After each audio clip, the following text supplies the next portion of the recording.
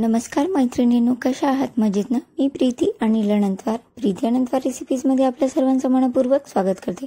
आज आपण झटपट बनणारा मूग ढोकळ्याची रेसिपी पाहणार आहोत। त्यासाठी मी 1 वाटी मुगाची डाळ घेतलेली आहे। तुम्ही तुमच्याकडे जी वाटी आहे त्या वाटीने प्रमाण घेऊ शकता। यासोबतच 3 चमचे चणा डाळ घेतलेली आहे। आता या दोन्ही डाळी एकत्र एका भांड्यामध्ये घ्यायच्या आणि स्वच्छ 2 वेळेस धुवून घ्यायचे।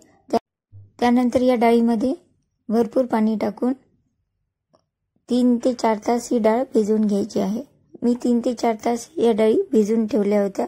आता पाहू शकता ही डाळ छान भिजलेली आहे, चांगली तुटत सुद्धा आहे।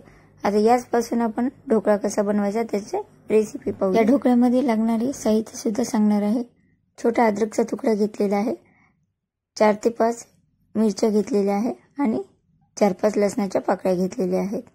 मिरच्याचं प्रमाण मिरच्या किती तिखट आहे त्यानुसार कमी जास्त करू शकता। मिक्सरच्या पॉटमध्ये ज्या डाळी आपण भिजून घेतल्या होत्या ती डाळ पाण्यातून काढून मिक्सरच्या पॉटमध्ये टाकून घ्यायची आहे आणि त्यानंतर 4 ते 5 लसणाच्या पाकळ्या टाकून घेतलेल्या आहे। छोटासा अद्रकचा तुकडा टाकून घेतलेला आहे आणि 3 ते 4 मिरच्या तुकडे करून टाकलेले आहे। मिरच्याचं तिखट किती आहे त्यानुसार तुम्ही मिरच्याचं प्रमाण कमी जास्त करू शकता। सर्व मिश्रण मिक्सरमधून सुरुवातीला पाणी न टाकताच मिक्सरमधून बारीक फिरून घ्यायचं आहे। सर्व मिश्रण मी 2 ते 3 वेळेस फिरून घेतलं। आता यामध्ये थोडंसं पाणी टाकून साधारण पाववाटी मी पाणी टाकून घेतलेलं आहे आणि हे पुन्हा मिश्रण बारीक फिरून घ्यायचे। अगदी बारीक याची पेस्ट तयार करायची आहे। सर्व मिश्रण पुन्हा मिक्सरमधून बारीक फिरून घेतलं होतं। तुम्ही पाहू शकता हे मिश्रण अगदी बारीक झालेलं आहे। याला आता एका भांड्यामध्ये काढून घेऊया। मिश्रण भांड्यामध्ये काढल्यानंतर बीटरच्या साहाय्याने अगदी हे मिश्रण चांगलं चमच्याच्या साहाय्याने 5 ते 10 मिनिटं एकसारखं हलवायचं आहे, चांगलं फेटून घ्यायचं आहे। यामुळे आपला जो ढोकळा आहे तो अगदी स्पंजी बनेल। त्यामुळे साधारण 5 ते 10 मिनिटं हे मिश्रण चांगलं फेटून घेतलेलं आहे आणि मिश्रण फेटल्यानंतर यामध्ये बाकीचं आपण साहित्य टाकणार आहोत। चवीनुसार मीठ टाकून घ्यायचं, साधारण अर्धा चमचा मी मीठ टाकून घेतलेलं आहे। त्यानंतर पाव चमचा ओवा टाकून घ्यायचा आहे आणि पुन्हा हे मिश्रण चांगलं हलवून घ्यायचं आहे, एकजीव करून घ्यायचं आहे। ढोकळा आपण एका मोठ्या भांड्यामध्ये स्टीम करण्यासाठी ठेवणार आहोत, त्यामुळे त्यामध्ये पाणी टाकून ते भांडं गॅसवर गरम करण्यासाठी ठेवलेलं आहे। याला चांगलं गरम होऊ देऊ। ताटामध्ये मी थोडंसं तेल टाकून घेतलेलं आहे आणि तेल सर्व पसरून घ्यायचं आहे। ज्या भांड्यामध्ये तुम्ही ढोकळा बनवणार आहोत किंवा ज्या पात्रामध्ये ढोकळा बनवणार आहात त्याच्यावर तेल टाकून सगळं पसरून घ्यायचं आहे आणि यामध्येच आपण ढोकळ्याचं मिश्रण टाकून घेणार आहोत। इकडे ज्या भांड्यात पाणी गरम करण्यासाठी ठेवलं ते पाणी सुद्धा गरम झालेलं आहे। एक महत्त्वाची टीप म्हणजे ढोकळ्याच्या मिश्रणामध्ये 2 चमचे पोहे खायच्या चमच्यानी तेल टाकून हे सर्व मिश्रण चांगलं मिक्स करून घेतलेलं आहे। त्यानंतर पाव चमचा हळद टाकून सर्व मिश्रण लगेच मिक्स करायचं आहे, एकजीव करायचं आहे। तर ही सगळी प्रोसिजर आपण जेव्हा ढोकळा लावतो तेव्हा शेवटी करायची आहे। हळद टाकल्यानंतर सर्व मिश्रण एकजीव केल्यानंतर लगेच 1 इनोची पुडी यामध्ये टाकायची, त्यावर थोडंसं पाणी टाकायचं आणि पुन्हा हे मिश्रण चांगलं एकजीव करून घ्यायचं आणि हळद टाकण्या अगोदर 2 चमचे तेल ढोकळ्यामध्ये टाकून मिश्रण मिक्स करून घेतलेलं आहे। सर्व मिश्रण पुन्हा एकदम एकसारखं फेटून घेतलेलं आहे आणि वेळ न लावता आपण ज्या ताटामध्ये तेल लावून घेतलेलं आहे हे मिश्रण या ताटामध्ये टाकून घ्यायचं आहे।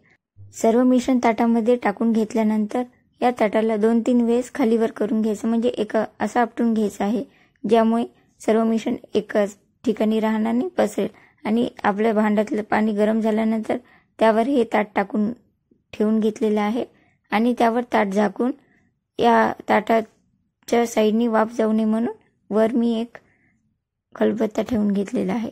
तुमच्याकडे जर स्टीमर असेल ढोकळा स्टीम करण्यासाठी तुम्ही त्याचा वापर करू शकता।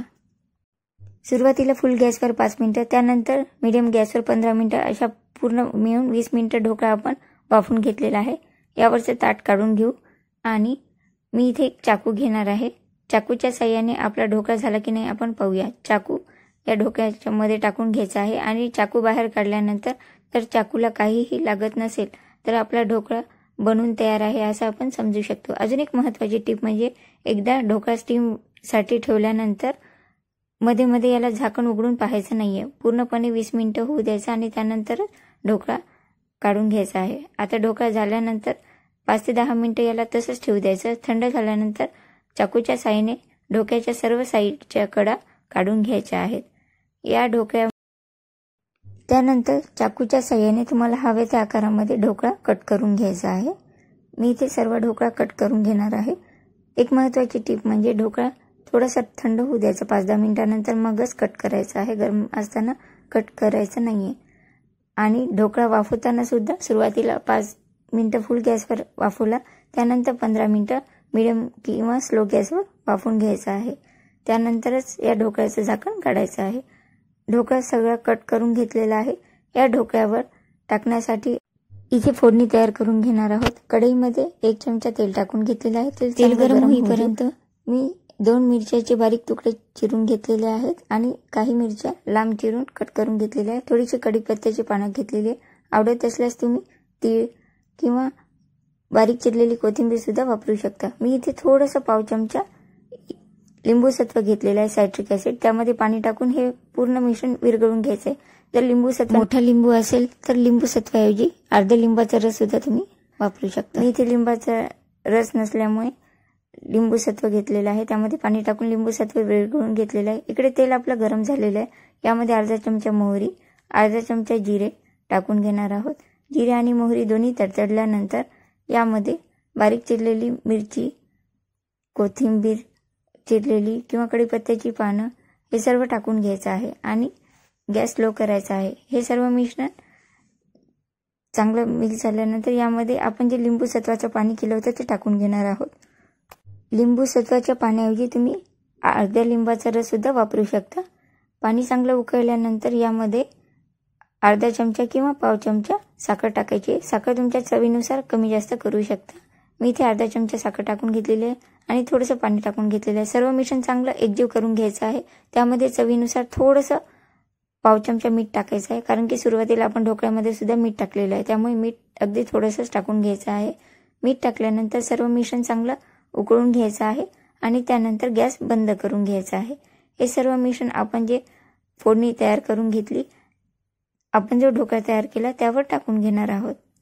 चमच्याच्या साहाय्याने सर्व तयार केलेले मिश्रण या ढोकळ्यावर आपण टाकून पसरून घेणार आहोत आणि सर्व मिश्रण पसरवल्यानंतर आपला स्पंजी असा मुगाचा ढोकळा खाण्यासाठी तयार आहे। सर्व मिश्रण ढोकळ्यावर पसरून घेतलेला आहे आणि अगदी झटपट असा स्पंजी ढोकळा आपला तयार आहे। एक ढोकळा मी इथे काढून दाखवते। चमच्याच्या साहाय्याने किंवा चाकूच्या साहाय्याने तुम्ही ढोकळा काढून पाहू शकता। तुम्ही पाहू शकता हा ढोकळा अगदी स्पंजी झालेला आहे आणि छान फुगलेला आहे। चवीला सुद्धा अगदी मस्त झालेला आहे। मी एक ढोकळा तुम्हाला इथे तोडून दाखवते। हा ढोकळा अगदी मस्त फुगला आहे आणि छान स्पंजी झालेला आहे। चवीला सुद्धा अगदी मस्त झालेला आहे। आजचा व्हिडिओ तुम्हाला कसा वाटला त्याबद्दल मला नक्की कळवा। व्हिडिओ आवडला असेल तर व्हिडिओला नक्की लाईक करा। अशाच नवनवीन वेगवेगळ्या रेसिपीज जाणून घेण्यासाठी प्रीती अनंतवार रेसिपी चॅनलला अजून सबस्क्राईब केलं नसेल तर नक्की सबस्क्राईब करा। माझे व्हिडिओ तुमच्या फ्रेंड्सना नक्की शेअर करा आणि तुमचे कमेंट मला कमेंट बॉक्समध्ये नक्की कळवा। वेळात वेळ काढून व्हिडिओ पूर्ण पाहिल्याबद्दल आपल्या सर्वांचे मनपूर्वक धन्यवाद।